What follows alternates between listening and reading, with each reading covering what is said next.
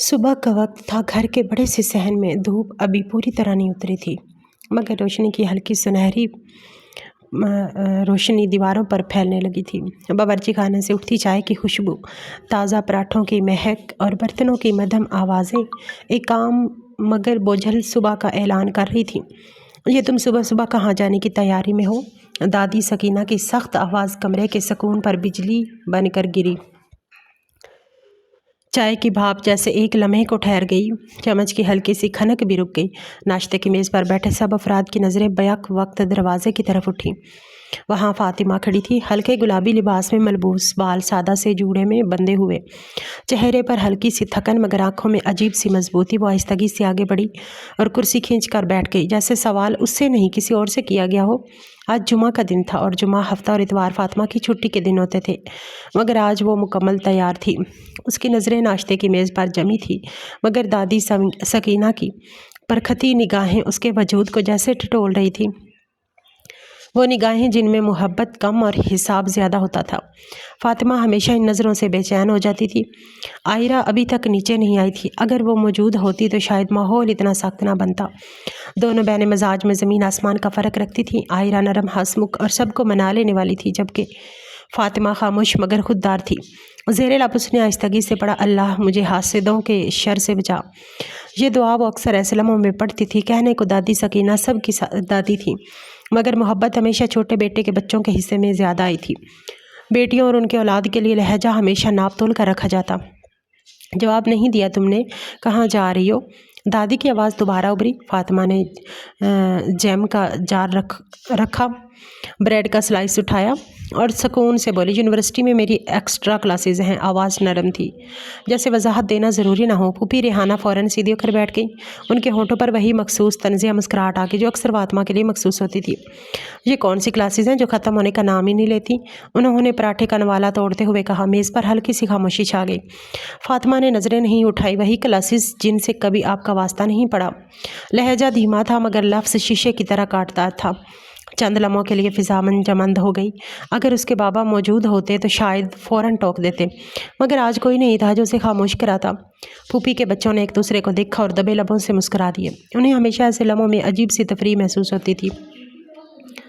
ہائے ہائے کتنی لمبی زبان ہے، پھوپھی ریحانہ نے مصنوعی افسوس سے سر ہلایا۔ اور بھلا ہی ہوا جو ہمارا ایسی کلاسوں سے واسطہ نہیں پڑا۔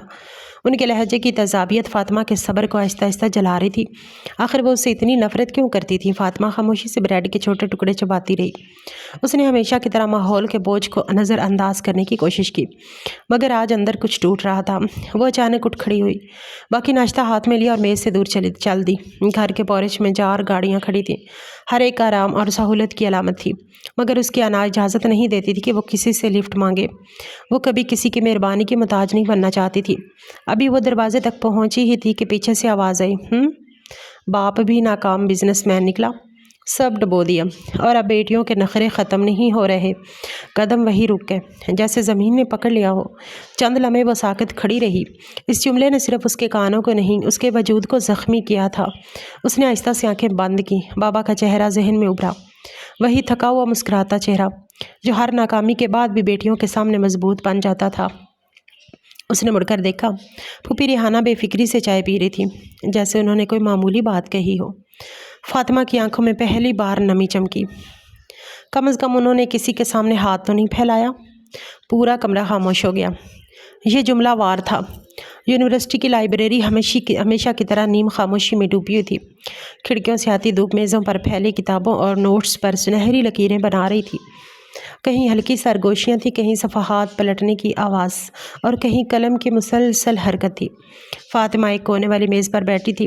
اس کے سامنے نوٹس کے ڈھیر لگے تھے، رنگ برنگے ہائی لائٹر، کھلی کتابیں اور ترتیب سے رکھے صفحات اس کی عادت کا پتہ دے رہے تھے۔ وہ ہر کام مکمل اور درست کرنا پسند کرتی تھی، مگر آج اس کی توجہ بار بار بکھر رہی تھی۔ صبح ناشتے کی ٹیبل پہ یہ ہوئی باتیں اب تک اس کے ذہن میں گونج رہی تھی۔ سب کچھ ابھی تک اس کے ذہن میں گونج رہا تھا۔ اس نے جھٹکے سے سر ہلایا اور دوبارہ لکھنے لگی۔ تبھی اسے احساس ہوا کہ کوئی اس کے سامنے کھڑا ہے۔ سایہ اس کے نوٹس پر پڑ رہا تھا۔ اس نے نظر اٹھائے بغیر ہی کہا، اگر میرے سر پہ کھڑے ہو کر تسبیح مکمل کر لی ہو تو جس بات کے لیے آئے ہو وہ بھی کر لو۔ آواز سپاٹ تھی۔ سامنے کھڑا لڑکا چونک گیا۔ کمزور سا وجود، آنکھوں پر بڑی سی اینک اور چہرے پر واضح گھبراہٹ تھی۔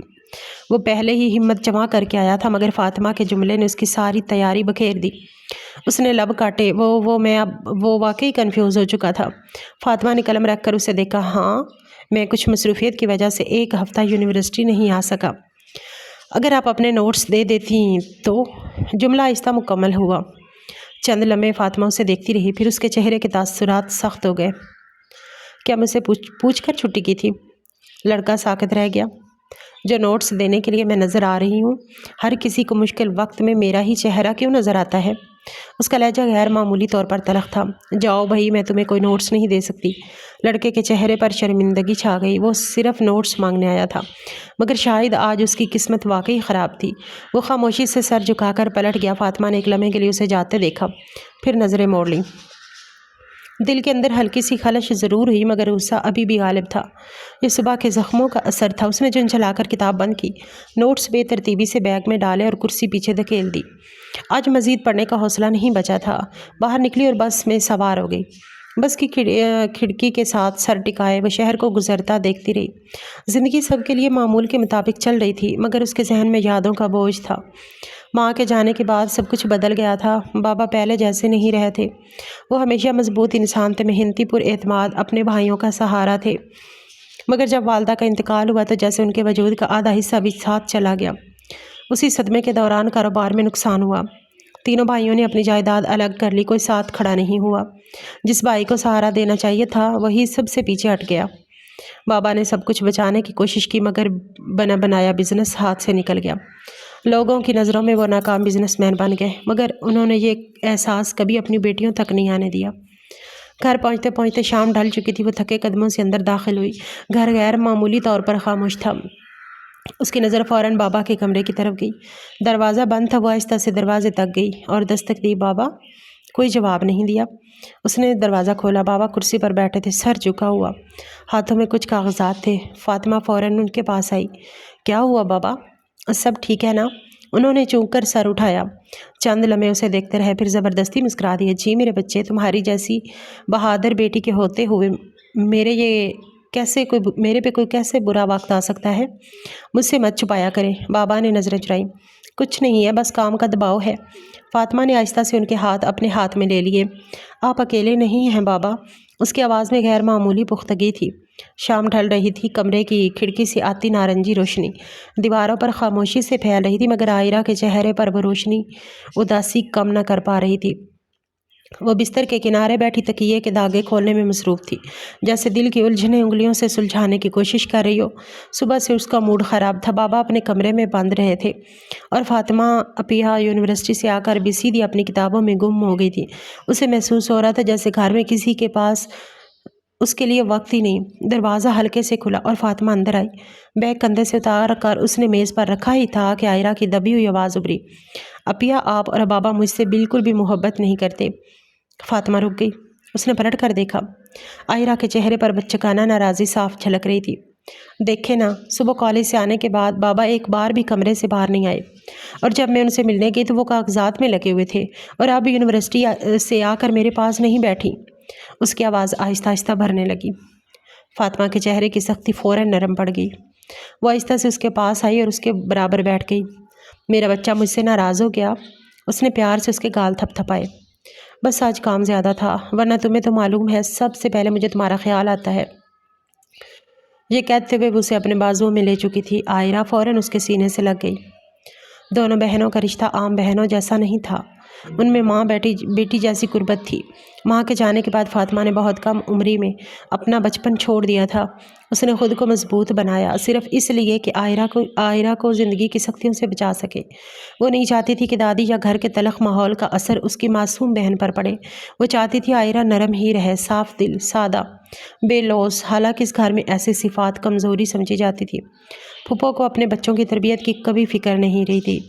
ان کی بیٹی ہر ہفتے نئے دوستوں اور نئے تعلقات میں مصروف رہتی، اور بیٹا آوارہ لڑکوں کے ساتھ گلیوں میں گھومتا رہتا، مگر خامیاں ہمیشہ فاطمہ اور عائرہ میں ہی نکالی جاتی۔ عائرہ نے اچانک سر اٹھایا۔ پھپھو مجھے کیا کہہ رہی تھیں کہ آپ نے ان سے بدتمیزی کی ہے؟ وہ رو رو کر بابا کو بھی بتا رہی تھی۔ फातिमा हल्का सा मुस्कुराई। और तुमने यकीन भी कर लिया? नहीं, लेकिन अपिया आप उनसे बहस ना किया करें। आपको मालूम है ना, वो सिर्फ बहाना ढूंढती हैं ताकि बाबा से शिकायत लगा सकें। फातिमा की आंखों में मोहब्बत उभरी। ये छोटी सी लड़की कब इतनी समझदार हो गई? मेरा बच्चा तो बड़ा हो गया है। वो हंसी। लेकिन सुनो, बड़ों का अदब ज़रूरी है, मगर जब बड़े हद से बढ़ जाएं तो अपनी हदूद याद दिलाना भी गलत नहीं होता। आयरा ने संजीदगी से सर हिलाया, फिर आहिस्ता से बोली, अपिया सच बताओ, मुझे यहाँ कोई अच्छा नहीं लगता। फातिमा चूंकि। क्यों? दादी हमेशा मुझे डांटती रहती हैं, कहती है मैं बहुत डरपोक हूँ। फातिमा ने फ़ौरन उसका चेहरा दोनों हाथों में लिया। मेरी गुड़िया डरपोक नहीं है, मासूम है, और मासूम होना कमज़ोरी नहीं होता। आयरा मुस्कुरा दी। दोनों बातों में मसरूफ़ हो गई। फिर अचानक आयरा को कुछ याद आया। उसके चेहरे पर शर्मिंदगी सी छा गई। अपिया, आज कॉलेज में मेरे साथ एक अजीब बात हुई। फातिमा फ़ौरन मुतवज्जा हो गई। क्या हुआ? आयरा ने हिचकिचाते हुए बताया। कॉलेज में उसकी कोई ख़ास दोस्त नहीं थी। आजकल के चालाक माहौल में सादा लोगों के लिए जगह कम ही होती है।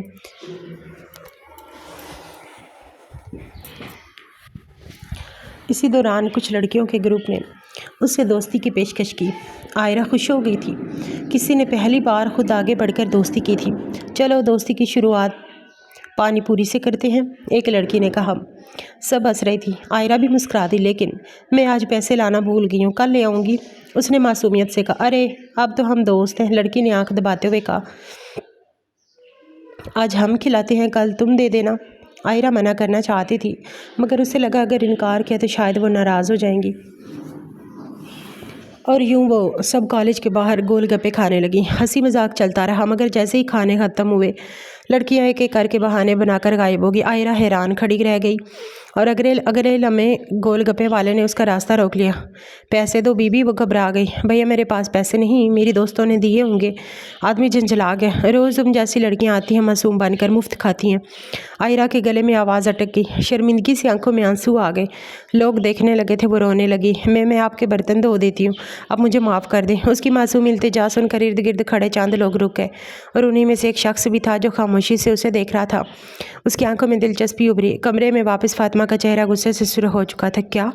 वो तकरीबन उछल पड़ी। मैं कल खुद तुम्हारे कॉलेज आ रही हूँ। अब या नहीं? आयरा फ़ौरन घबरा गई। मैं खुद संभाल लूँगी। तुम्हें दुनिया की समझ नहीं है आयरा, हर किसी पर एतबार नहीं करते। फातिमा वाकई गुस्से में थी, वो तुम्हें इस्तेमाल कर रही थी। आयरा ने मुश्किल से उसे खामोश करवाया। अगर आप आएंगी तो सबकी क्लास लग जाएगी। प्लीज़ अपिया, मैं कल खुद जवाब दूंगी। फातिमा ने गहरी सांस ली। वो उसे समझाने लगी कि उसे इन सब बातों पर यकीन करना होगा। मेहरान शाह कोई मामूली इंसान नहीं था। शहर के बड़े बड़े लोग उसका नाम सुनते ही मोहतात हो जाते थे। वो बंदूक या ताकत से नहीं, दिमाग से शिकार करता था। उसका असल हुनर यही था कि वो टूटे हुए लोगों को पहचान लेता था। वो लोग जो हालात के हाथों कमज़ोर हो चुके हों, जिन्हें सहारा दरकार हो, और फिर वो सहारा बनकर उनकी बुनियादें अपने नाम कर लेता था। डूबते हुए इंसान की सबसे बड़ी कमज़ोरी उम्मीद होती है, और मेहरान शाह इसी उम्मीद का सौदागर था। वकील होने की वजह से उसने कानून को हथियार बना रखा था। अदालत में उसकी ज़बान ऐसी चलती कि सच भी झूठ लगने लगता और झूठ हकीकत बन जाता। आज तक उसके खिलाफ कोई केस मुकम्मल तौर पर साबित नहीं हो पाया था। उसके ऑफिस की ऊंची इमारत शहर के मसरूफ़ इलाके में वाक़ थी। शीशे की दीवारों वाला कमरा, कीमती फर्नीचर और खामोशी में डूबा माहौल उसकी शख्सियत की तरह सर्द महसूस होता था। वो अपनी कुर्सी पर नीम दराज बैठा फ़ाइल देख रहा था जब उसका सेक्रेटरी अंदर दाखिल हुआ। सर, शहरोज़ साहब के बारे में मुकम्मल मालूमात आ गई हैं। मेहरान शाह ने नज़रें उठाए बगैर कहा। बताओ। सेक्रेटरी ने फ़ाइल खोली। शहरोज़ साहब आजकल तकरीबन डूबने वाले हैं। उनके बिज़नेस को काफ़ी नुकसान हुआ है। माली खसारा मुसलसल बढ़ रहा है, और ये दबाव उनकी शख्सियत पर भी असरअंदाज हो रहा है। मेहरान शाह की उंगली मेज़ पर हल्के हल्के बजने लगी। उनके पार्टनर्स भी साथ छोड़ने के लिए तैयार बैठे हैं। अगर यही सूरत हाल रही तो चंद महीनों में वो मुकम्मल तौर पर दिवालिया हो सकते हैं। अब मेहरान शाह ने सर उठाया, आंखों में दिलचस्पी चमकी। लेकिन ये तो एक वक्त में शहर का बेहतरीन बिजनेसमैन हुआ करता था, है ना? जी सर। सेक्रेटरी ने सर हिलाया। अपनी शरीके हयात की वफ़ात के बाद वो कारोबार पर तवज्जो नहीं दे पाए। तब से हालात बिगड़ते चले गए। कमरे में चंद लम्हों की खामोशी फैल गई। फैमिली? 2 बेटियां हैं। बड़ी बेटी फातिमा यूनिवर्सिटी की तालिब इल्म है, बहुत संजीदा, सख्त मिजाज और खुददार लड़की है। मेहरान शाह के चेहरे पर कोई ख़ास रद्द अमल ना आया। और दूसरी?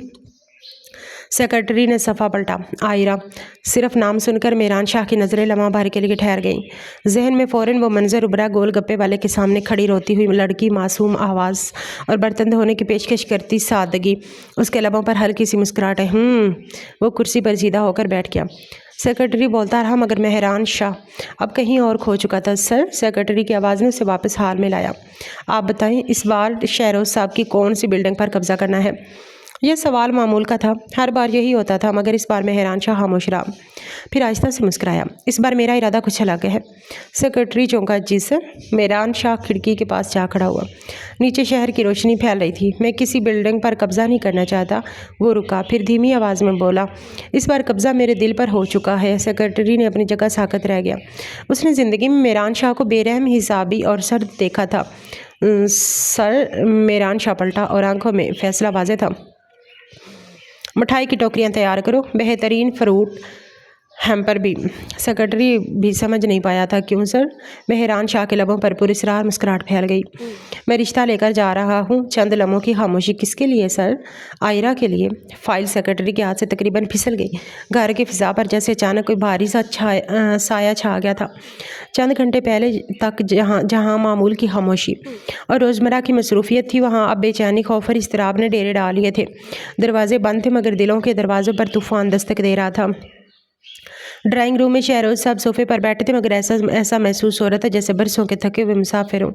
उनके माथे पर पसीना चमक रहा था, हालांकि मौसम सर्द था। हाथ बार बार आपस में उलझ जाते और फिर ढीले पड़ जाते। सामने खड़ी फातिमा की आंखों में गुस्सा, खौफ और बेबसी तीनों एक साथ मौजूद थे। आज पहली बार उसे अपने मजबूत बाप इतने कमज़ोर दिखाई दे रहे थे। आपको मुझे बताना चाहिए था बाबा। फातिमा की आवाज़ भारी थी। वो आदमी इतने अरसे से आप पर दबाव डाल रहा था और आपने हमें कुछ बताया ही नहीं। हमें ये जायदाद, ये ज़मीन कुछ भी नहीं चाहिए। अगर उसने आयरा को नुकसान पहुंचा दिया तो, या आपको कुछ हो गया तो मैं कैसे ज़िंदा रहूँगी? बात मुकम्मल करते करते उसकी आवाज़ टूट गई। शहरोज साहब ने सर झुका लिया। उनकी आंखों में नमी साफ दिखाई दे रही थी। वो हमेशा अपनी बेटियों के सामने मजबूत बने रहे थे, मगर आज जैसे अंदर जमा सारी शिकस्त बाहर आ गई थी। मैं एक नाकाम बाप साबित हुआ हूँ फातिमा। उनके अल्फाज आहिस्ता मगर दिल चीर देने वाले थे। मैं अपना बिजनेस ना बचा सका, अपने घर को मुश्किलात से ना बचा सका। मैं एक नाकाम बिजनेसमैन बन गया हूँ। मैं किसी रिश्ते को खुश नहीं रख पाया, ना अपनी बीवी को, ना अपनी बेटियों को। ये कहते हुए उनकी आवाज़ कांप गई। फातिमा फ़ौरन उनके करीब आकर घुटनों के बल बैठ गई। उसने बाप के हाथ अपने हाथों में ले लिए। ऐसा मत कहें बाबा, आप हमारी ताकत हैं, कमज़ोरी नहीं। हम आप पर फ़ख्र करते हैं। वो कल का आया हुआ आदमी हमारी आयरा को कैसे ले जा सकता है? हम जिंदा हैं अभी, कोई उसे छू भी नहीं सकता। उसके लहजे में अजीब सी मजबूती थी, जैसे वो खुद को भी यकीन दिला रही हो। कभी कमरे में खामोशी फैल गई, मगर उन्हें मालूम नहीं था कि उनकी गुफ्तगू सिर्फ उन्हीं तक महदूद नहीं रही। दरवाजे के पास खड़ी आयरा सब कुछ सुन चुकी थी। उसके हाथ कांप रहे थे, आंखों में आंसू खामोशी से बहने लगे। उसे अंदाज़ा ही नहीं था कि उसके नाम पर घर में ऐसा तूफ़ान बर्पा हो चुका है। वो हमेशा खुद को इस घर की सबसे बेफिक्र फ़र्द समझती थी, मगर आज पहली बार उसे एहसास हुआ कि वो भी किसी ख़तरे का मरकज़ बन चुकी है। उसके कदम जैसे ज़मीन में जम गए। इतने में दादी और फूफो भी इधर आ पहुँची। माहौल की संजीदगी देखकर दोनों परेशान हो गई। जब हकीकत मालूम हुई तो दादी ने फ़ौरन कानों को हाथ लगा ली। हाय अल्लाह, हम ना कहते थे कि ये लोग बड़े ख़तरनाक हैं, दौलत वाले लोग कभी सीधे नहीं होते। फूफो ने भी फ़ौरन बात बढ़ाई। मैं तो पहले दिन से कह रही थी कि शहरोज़ भाई अपनी बेटियों को बहुत आज़ाद छोड़ रहे हैं। अब देख लिया अंजाम। ऐसी खूबसूरत और पढ़ी लिखी लड़कियाँ सबके नज़र में आ जाती हैं। उनके अल्फाज आयरा के दिल पर तीर की तरह लगे। फातिमा ने फ़ौरन मुड़कर सख्त निगाहों से दोनों को देखा। बस करें फुप्पो, इस वक्त इल्ज़ाम देने का नहीं, साथ देने का वक्त है। कमरे में फिर खामोशी छा गई। आयरा आहिस्ता आहिस्ता अंदर आई। उसकी सुरख आंखें सब कुछ बयान कर रही थी। वो सीधा अपने बाप के पास जाकर बैठ गई और उनके कंधे से लग गई। बाबा, मैं कहीं नहीं जाऊंगी, आप परेशान मत हो। कोई मुझे आपसे जुदा नहीं कर सकता। शहरोज साहब ने लरजते हाथों से बेटी के सर पर हाथ रखा। इस लम्हे वो एक टूटा हुआ बिजनेसमैन नहीं, सिर्फ एक बाप थे जो अपनी बेटियों کو ہر قیمت پر محفوظ رکھنا چاہتا تھا، مگر سب کے دل جانتے تھے طوفان ابھی ٹلا نہیں تھا۔ وہ صرف دروازے کے باہر کھڑا تھا، کمرے میں بے چینی جیسے دیواروں سے ٹکرا رہی تھی۔ عائرہ بار بار اپنی انگلیاں مروڑ رہی تھی۔ سامنے رکھی میز پر فائلیں، کاغذات اور قانونی کتابیں ترتیب سے رکھی تھی، مگر اس کی نظریں کسی چیز پر ٹھہر نہیں پا رہی تھیں۔ دل اتنی تیزی سے دھڑک رہا تھا جیسے وہ کوئی بڑا فیصلہ لینے جا رہی ہو۔ آخر کار وہ جھک کر میز کے قریب آئی اور بے تابی سے بولی، تم کسی طرح بس میران شاہ کو جیل بھجوا دو وکیل صاحب۔ اس کی آواز میں التجا بھی تھی اور غصہ بھی۔ چند لمحوں کے لیے کمرے میں خاموشی چھا گئی۔ سامنے بیٹھا مرد کرسی سے ذرا پیچھے ٹکا، انگلیاں آپس میں جوڑیں اور دلچسپی سے اسے اوپر سے نیچے تک دیکھنے لگا۔ اس کے سامنے کھڑی تھی اور اسی کے خلاف منصوبہ بنا رہی تھی۔ لبوں کے کنارے پر دبی ہوئی مسکراہٹ ابھر آئی۔ اس نے سنجیدگی اوڑھتے ہوئے پوچھا، میران شاہ، کیا کیا اس گدھے نے؟ عائرہ فوراً برک اٹھی۔ آپ جانتے ہو اسے؟ ایک نمبر کا لوفر ہے۔ اس نے ناک سکیڑی، جیسے نام لینا بھی ناگوار ہو۔ جو اس کے بابا کو پریشان کرتا ہو وہ اچھا انسان کیسے ہو سکتا تھا؟ اس کا چہرہ مکمل طور پر میک اپ سے پاک تھا، گال ہلکے سرخ، آنکھوں میں سچی پریشانی اور لہجے میں معصوم یقین تھا۔ وہ واقعی سمجھ رہی تھی کہ وہ کسی قابل اعتماد وکیل کے سامنے بیٹھی ہے۔ میرے بابا کو دھمکیاں دے رہا ہے، وہ تیزی سے بولتی چلی گئی، کہ اگر زمین چاہیے تو اپنی بیٹی سے، یعنی مجھ سے شادی کرواؤ۔ اس نے آخری جملہ کہتے ہوئے نظریں جھکا لی۔ اس کے ہاتھ بے اختیار کانپ رہے تھے۔ کل رات اس نے وہ سب سن لیا تھا جو فاطمہ اور بابا چھپانے کی کوشش کر رہے تھے۔ انہیں لگتا تھا عائرہ نازک دل ہے، ایسے معاملات برداشت نہیں کر سکتی، مگر وہ سب سن چکی تھی اور اسی لمحے اس نے فیصلہ کر لیا تھا۔ اس بار وہ خاموش نہیں رہے گی۔ وہ چھوٹی ضرور تھی مگر بے وقوف نہیں۔ وہ سامنے بیٹھے شخص کو ایک ایک بات بتانے لگی، زمین کا مسئلہ، دھمکیاں، بابا کی پریشانی، فاطمہ کی خاموش جدوجہد، سب کچھ تھا یہ جانے بغیر کہ سامنے بیٹھا شخص دشمن ہے یا محافظ۔ اسی لیے تو فاطمہ ہمیشہ اسے ایسے معاملات سے دور رکھتی تھی۔ سامنے بیٹھا مرد خاموشی سے اسے دیکھتا رہا۔ یہی چیز تو اسے پہلی بار سے کمزور کر گئی تھی۔ اگر اس کا باپ عزت سے رشتہ قبول کر لیتا، اگر بات سیدھے طریقے سے ہو جاتی تو شاید اسے یہ سب کھیل کھیلنے کی ضرورت ہی نہ پڑتی۔ اس کے ذہن میں فاطمہ کا سنجیدہ چہرہ ابھرا، وہ الٹی کھوپڑی والی لڑکی جسے اس نے کبھی کھل کر ہنستے نہیں دیکھا تھا۔ اس نے میز پر انگلی سے ہلکی سی دستک دی اور سنجیدہ لہجے میں بولا، اس کا ایک آسان حل ہے۔ عائرہ فوراً سیدھی ہو کر کھڑی ہو گئی۔ کیا؟ وہ ذرا آگے جھکا، آپ مجھ سے نکاح کر لیں، پھر وہ کچھ نہیں کر سکے گا، ورنہ ایسے اس پر کیس بنانا مشکل ہے۔ جملہ سادہ تھا مگر اثر گہرا تھا۔ عائرہ جیسے ساکت رہ گئی۔ اس نے پلکیں جھپکائیں۔ کیا؟ وہ واقعی سوچ میں پڑ گئی تھی۔ اسے قانونی پیچیدگیاں سمجھ نہیں آتی تھیں۔ اسے صرف اتنا معلوم تھا کہ اس کے بابا پریشان ہیں اور وہ انہیں بچانا چاہتی ہے۔ سامنے بیٹھا شخص جان بوجھ کر خاموش رہا۔ وہ اسے سوچنے دے رہا تھا، پھر ہلکے طنزی انداز میں بولا، تم اتنا سوچ رہی ہو جیسے میں تم سے گن پوائنٹ پر نکاح کی بات کر رہا ہوں۔ وہ رک کر اسے دیکھنے لگا۔ اگر تمہیں اپنی بہن اور باپ کی پریشانی کا خیال ہے تو یہ قربانی بہت چھوٹی ہے۔ یہ سیدھا وار تھا۔ اس نے ہونٹ کاٹے، تو اگر میں آپ سے شادی نہیں کروں گی تو میران شاہ میرے بابا کو تنگ کرتا رہے گا؟ اس نے معصوم سنجیدگی سے پوچھا۔ اس نے نظریں جھکائی تاکہ آنکھوں میں ابھرتی مسکراہٹ چھپ جائے۔ ممکن ہے، اگر فیصلہ ہو گیا۔ عائرہ نے چند لمحے سوچا، پھر جیسے خود کو مضبوط کرتے ہوئے سر اٹھایا، ٹھیک ہے۔ وہ رک گئی، گہری سانس لی۔ میں تیار ہوں۔ اس نے یہ جانے بغیر کہ جس شخص سے وہ مدد مانگ رہی ہے وہی میران شاہ ہے۔ دھوکہ دینا میران شاہ کی طبیعت کا حصہ نہیں تھا، لیکن محبت میں سب جائز ہے۔ کمرے میں چند لمحوں کے لیے خاموشی چھا گئی۔ میران شاہ نے اسے دیکھا۔ وہ واقعی اس چال میں خود چل کر آ گئی تھی۔ اس نے کرسی سے اٹھتے ہوئے آہستہ کہا، اچھا فیصلہ ہے۔ عائرہ کے چہرے پر ہلکی سی تسلی ابھری۔ کمرے میں ہلکی روشنی پھیلی ہوئی تھی۔ دیواروں پر پڑتے سائے عجیب سا خوف پیدا کر رہے تھے۔ سب کچھ اتنی جلدی ہو رہا تھا کہ عائرہ کو خود سمجھ نہیں آ رہا تھا کہ وہ صحیح کر رہی ہے یا غلط۔ میران شاہ نے نکاح کا مکمل انتظام پہلے ہی کر رکھا تھا۔ ایک چھوٹا سا کمرہ، چند گواہ، مولوی صاحب اور خاموشی میں لپٹا ہوا ماحول۔ باہر رات گہری ہو چکی تھی مگر عائرہ کے دل میں بے چینی کی روشنی مسلسل جل رہی تھی۔ اس کا دل تیزی سے دھڑک رہا تھا جیسے کوئی آنے والے خطرے کی خبر دے رہا ہو۔ وہ بار بار دروازے کی طرف دیکھتی جیسے کسی معجزے کی امید ہو۔ میں ایک بات کہنا چاہتی ہوں، عائرہ نے دھیمی آواز میں کہا۔ میران شاہ نے مسکراتے ہوئے اس کی طرف دیکھا۔ جی کہو۔ میں چاہتی ہوں کہ بابا بھی اس نکاح میں شامل ہوں، ان کے بغیر۔ اس کی آواز لرز گئی۔ مجھے عجیب لگ رہا ہے۔ میران کے چہرے پر لمحہ بھر کو سنجیدگی ہے مگر وہ فوراً نرم لہجے میں بولا، ہم شادی کے بعد سیدھا تمہارے بابا کے پاس ہی جائیں گے۔ ابھی اگر انہیں بتایا تو ممکن ہے وہ میری مدد لینے سے انکار کر دیں، اور تم جانتی ہو نا میں تمہارے بابا کی مشکل حل کرنا چاہتا ہوں۔ معصوم عائرہ خاموش ہو گئی۔ وہ واقعی یہی سمجھ رہی تھی کہ یہ سب اس کے بابا کو بچانے کے لیے ہو رہا ہے۔ اسے اندازہ ہی نہ تھا کہ جس شخص پر وہ بھروسہ کر بیٹھی ہے وہی اس کے خاندان کی تباہی کی وجہ بن چکا تھا۔ وہ خاموشی سے اپنے ہاتھوں کی لکیروں کو دیکھنے لگی۔ کیا واقعی انسان کی قسمت انہی لکیروں میں لکھی ہوتی ہے؟ مولوی صاحب کی آواز نے اس کے خیالات توڑ دیے۔ بیٹی، آپ کو یہ نکاح قبول ہے؟ عائرہ نے چونک کر سر اٹھایا۔ کاغذ پر لکھا نام اس کی نظر کے سامنے آیا۔ اس کے دماغ نے جیسے اچانک کام کرنا شروع کر دیا۔ دل زور سے دھڑکا، سانس رکنے لگی۔ اس نے فوراً نفی میں سار ہلانا چاہا، ہونٹ کھلے مگر آواز نہ نکلی۔ اسی لمحے مہران شاہ نے اس کا ہاتھ مضبوطی سے پکڑ لیا۔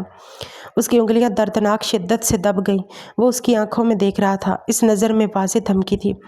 عائرہ کے گلے میں جیسے کچھ چھٹک گیا، آنکھوں میں آنسو بھر آئے۔ ایک طرف باپ اور دوسری طرف اپنی زندگی تھی۔ چند لمحوں کی خاموشی صدیوں جتنی طویل لگ رہی تھی، پھر اس کے لب ہلے۔ قبول ہے، یہ لفظ اس کے دل سے نہیں، مجبوری سے نکلے تھے۔ کچھ دیر بعد نکاح مکمل ہو چکا تھا۔ عائرہ اب عائرہ مہران شاہ بن چکی تھی۔ نکاح ختم ہوتے ہی اس نے جھٹکے سے اپنا ہاتھ چھڑا لیا۔ آنکھوں میں غصہ اور دکھ ایک ساتھ تھا۔ آپ میرے ساتھ دھوکہ کیا ہے، وہ لرزتی آواز میں بولی۔ آپ کو بتانا چاہیے تھا کہ آپ مہران شاہ ہیں۔ آپ نے مجھے دھوکے سے شادی کے لیے راضی کیا۔ مہران شاہ سکون سے اسے دیکھتا رہا۔ ہونٹوں پر ہلکی مسکراہٹ آئی۔ میں نے سنا ہے جنگ اور محبت میں سب جائز ہوتا ہے، وہ آہستہ سے بولا، اور تم میری محبت ہو۔ یہ سن کر عائرہ جیسے اندر سے ٹوٹ گئی۔ وہ صوفے پر بیٹھ گئی اور خاموشی سے رونے لگی۔ کچھ دیر بعد مہران نے پرسکون لہجے میں کہا، اگر تم اپنے بابا سے ملنا چاہتی ہو تو میں ابھی لے چلتا ہوں۔ آخر اب انہیں خوشخبری بھی تو دینی ہے۔ یہ لفظ اس کے دل پر طنز کی طرح لگا۔ چند لمحوں بعد گاڑی شہروز صاحب کے گھر کے سامنے رک چکی تھی۔ دروازہ کھلا تو اندر بے چینی صاف محسوس ہو رہی تھی۔ فاطمہ اور شہروز صاحب دونوں پریشان حالت میں موجود تھے۔ عائرہ کو دیکھتے ہی فاطمہ تیزی سے اس کی طرف بڑھی۔ تم کہاں تھی عائرہ؟ اس کی آواز گھبراہٹ سے بھری تھی۔ میں نے ہر جگہ تلاش کیا، یونیورسٹی، دوستوں کے گھر، تم کہیں نہیں ملی۔ عائرہ خود کو روک نہ سکی۔ وہ فاطمہ سے لپٹ کر زور زور سے رونے لگی۔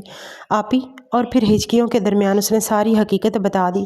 کمرے میں سناٹا چھا گیا۔ پیچھے کھڑا مہران شاہ ٹانگ پر ٹانگ رکھے سکون سے منظر دیکھ رہا تھا، جیسے کوئی شکاری اپنے جال میں پھنسی چڑیا کو دیکھتا ہے۔ فاطمہ کی آنکھوں میں یقین نہ آنے والا صدمہ تھا۔ وہ اچانک عائرہ کے کندھوں کو پکڑ کر جھنجھوڑنے لگی۔ تم اتنی بے وقوف کیسے ہو سکتی ہو؟ اس کی آواز پہلی بار اتنی بلند ہوئی تھی۔ مجھے تمہیں دادی اور پھپھو کے حوالے کر دینا چاہیے تھا، کم از کم وہ تمہیں دنیا کی مکاری سکھا دیتی۔ کیا سیکھا تم نے؟ خود جا کر اس کے جال میں پھنس گئی۔ عائرہ سسکنے لگی۔ میں بابا کو بچانا چاہتی تھی۔ یہ سن کر شہروز صاحب جیسے ٹوٹ گئے۔ وہ سر پکڑ کر صوفے پر بیٹھ گئے۔ میری وجہ سے؟ وہ بمشکل بولے۔ میری بیٹی نے اپنی زندگی قربان کر دی۔ فاطمہ فوراً ان کے پاس گئی۔ بابا پلیز خود کو الزام نہ دیں۔ وہ انہیں سنبھالنے کی کوشش کر رہی تھی مگر اس کی اپنی آنکھوں میں آنسو تھے۔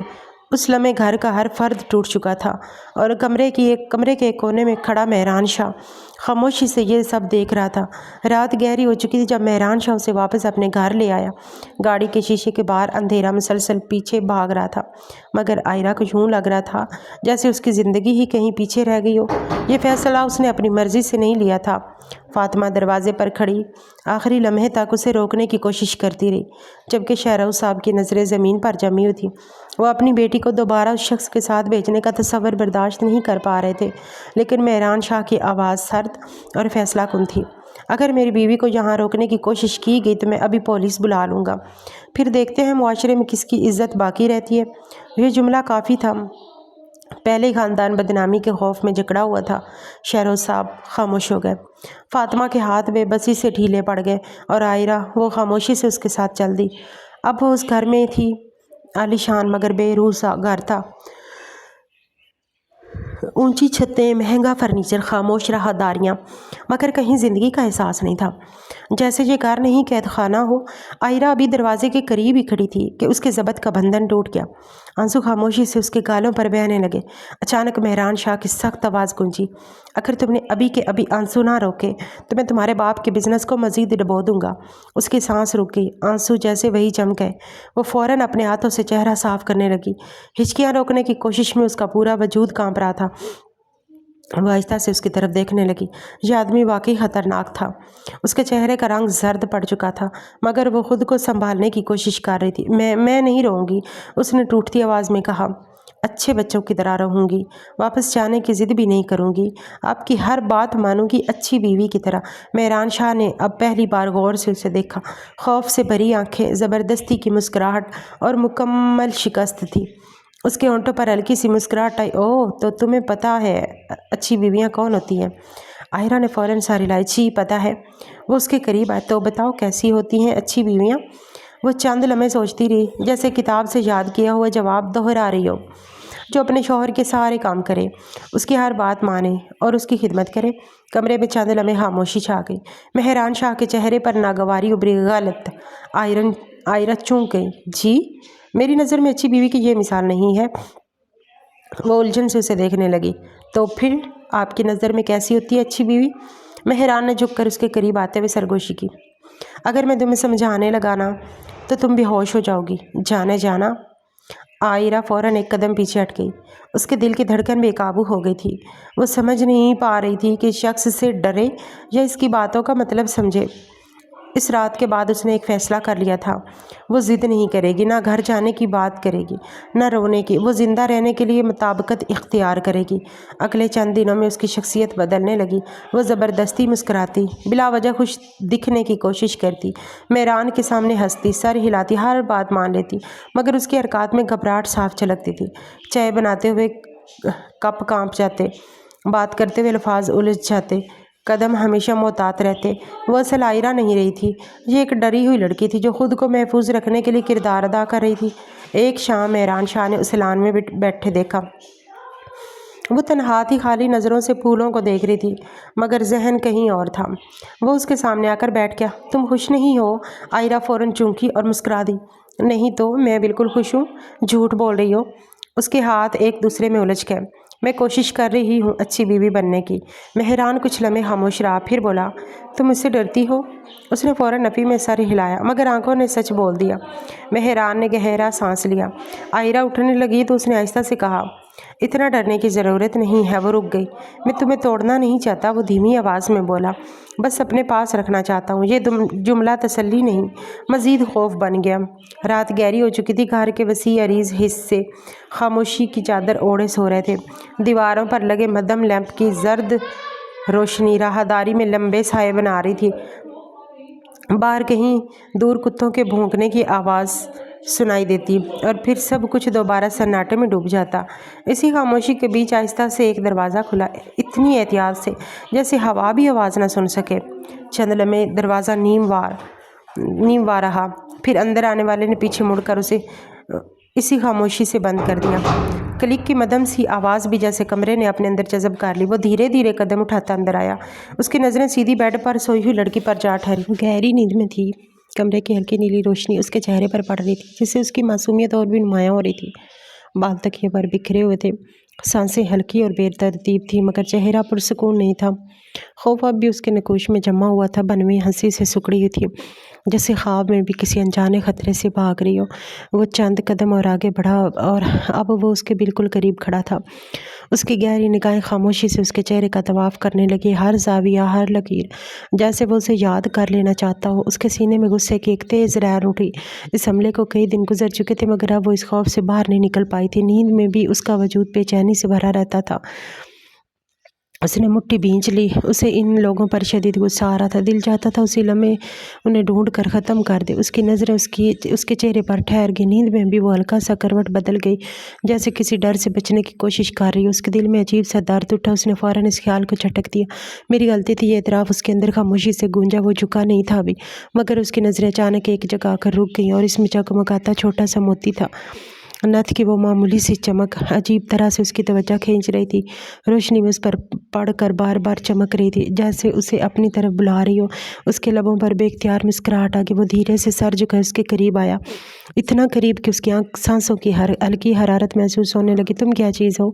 उसने सरगोशी में कहा, आवाज़ मुश्किल सुनाई देती थी। मेरी कमज़ोरी बन चुकी हो।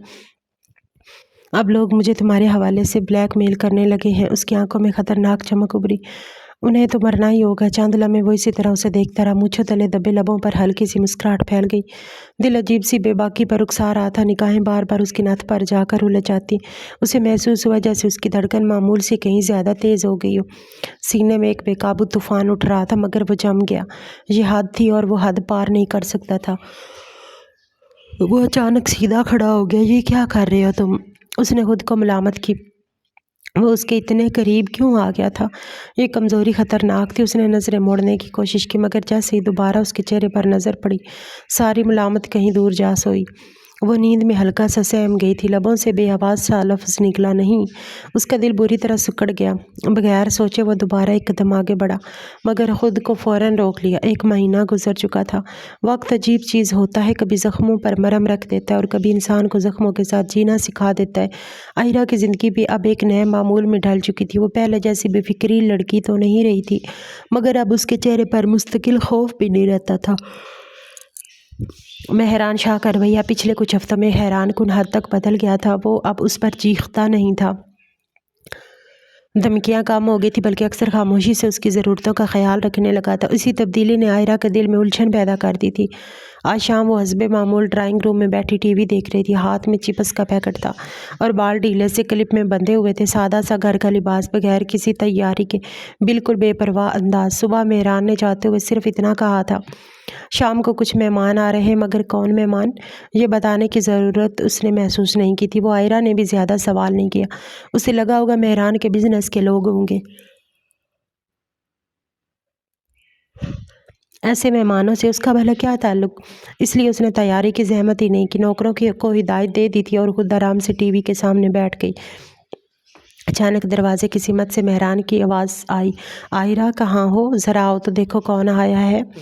وہ لاپرواہی سے اٹھی، چلتے ہوئے بال بھی ٹھیک نہ کیے۔ جیسے ہی ڈرائنگ روم میں قدم رکھا، اس کی سانس رکی۔ بابا! خوشی کا ٹھکانہ ہی نہیں تھا۔ اس کی تو چیخیں نکل گئی تھی۔ اتنے عرصے بعد وہ اس کی خوشبو محسوس کر پا رہی تھی۔ اسے تو لگا تھا شاید اب وہ مل ہی نہ پائے۔ اگلے ہی لمحے وہ دوڑ کر شہروز صاحب کے گلے لگ چکی تھی۔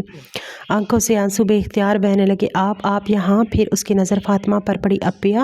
وہ بچوں کی طرح بہن سے لپٹ گئی۔ اسے یقین ہی نہیں آ رہا تھا۔ ایک لمحے کو اس نے پلٹ کر مہران کو دیکھا۔ وہ خاموش کھڑا تھا، ہونٹوں پر ہلکی سی مسکراہٹ لیے۔ تب شہروز صاحب محبت سے اس کے سر پر ہاتھ پھیرتے ہوئے بولے، بیٹا تمہارے شوہر نے ہمیں بلایا ہے۔ عائرہ حیران رہ گئی۔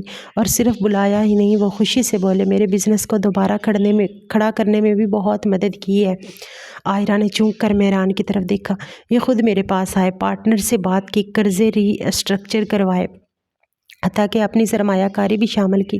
شہروز صاحب کی آنکھوں میں اب وہ شکست نہیں تھی جو 1 ماہ پہلے تھی۔ وہ مطمئن لگ رہے تھے۔ میں سمجھتا تھا یہ سخت انسان ہے، مگر اصل میں دل کا بہت بڑا نکلا۔ اب تو دوسروں کی مدد بھی کرتا ہے۔ فاطمہ بھی مسکرا دی۔ ہم تو پہلے ہی آنا چاہتے تھے، مگر تمہارے محترم شوہر نے منع کر دیا۔ عائرہ نے حیرانی سے پوچھا، کیوں؟ فاطمہ ہنس پڑی، کیونکہ آج تمہاری سالگرہ ہے اور یہ سب سرپرائز پلان تھا۔ عائرہ کی آنکھیں نم ہو گئی۔ اس نے دھیرے سے مہران کو دیکھا۔ وہ شخص جس سے وہ کبھی ڈرتی تھی، آج اس کے خاندان کی خوشی کی وجہ بنا کھڑا تھا۔ مہران نے مصنوعی خفگی سے کہا، میں نے کہا تھا نا تیار ہے نا؟ مگر بیگم صاحبہ تو ٹی وی دیکھنے میں مصروف تھی۔ عائرہ شرمندگی سے مسکرا دی۔ چلے فاطمہ، مہران بولا، آپ ہی اپنی بہن کو تیار کر دیں، ہم نیچے باقی انتظام دیکھتے ہیں۔ فاطمہ اسے اوپر کمرے میں لے گئی۔ دروازہ بند ہوتے ہی عائرہ نے فوراً پوچھا، اپیہ یہ سب سچ ہے؟ فاطمہ نے آئینے کے سامنے اسے بٹھاتے ہوئے نرم آواز میں کہا، ہاں عائرہ، شاید وہ پہلے ایسا نہیں تھا جیسا ہم نے سمجھ لیا تھا۔ وہ بال سنوارتے ہوئے بولی، اس کے والدین کی وفات کے بعد لوگوں نے اسے بہت دھوکے دیے، تبھی اس نے سخت ہونا سیکھ لیا، لوگوں کی مجبوریوں سے فائدہ اٹھانا شروع کیا۔ عائرہ خاموشی سے سن رہی تھی، لیکن فاطمہ مسکرائی۔ تمہارے آنے کے بعد وہ بدل رہا ہے، تمہاری خاموشی، تمہاری معصومیت، شاید اس کے اندر کا انسان واپس لے آئی ہے۔ عائرہ کی پلکیں جھک گئیں۔ تمہیں بھی اب اس کے ساتھ اچھا چلنا ہوگا۔ ہر انسان کو دوسرا موقع ملنا چاہیے۔ کچھ دیر بعد عائرہ مکمل تیار ہو کر نیچے آئی۔ گھر روشنیوں سے جگمگا رہا تھا۔ سالگرہ کی سجاوٹ کے ایک مہمانوں کی ہلکی چہل پہل، سب کچھ خواب جیسا لگ رہا تھا۔ مہران کی نظر جیسے ہی اس پر پڑی، وہ چند لمحے اسے دیکھتا رہ گیا۔ آئرہ واقعی خوش لگ رہی تھی، اس بار زبردستی نہیں، دل سے۔ پارٹی کے دوران وہ بار بار محبت بھری نظروں سے میران کو دیکھتی رہی، جیسے پہلی بار اسے سمجھ رہی ہو۔ آخر کار میران اس کے قریب آ کر جھکا اور آہستہ سے بولا، باقی محبت کمرے میں جا کر جتانا، میں بے صبرا انسان ہوں۔ وہ شرارتی انداز میں مسکرایا، سب کے سامنے کوئی گستاخی کر بیٹھا تو بعد میں شکایت کرو گی کہ کیا ایسا کیوں کیا؟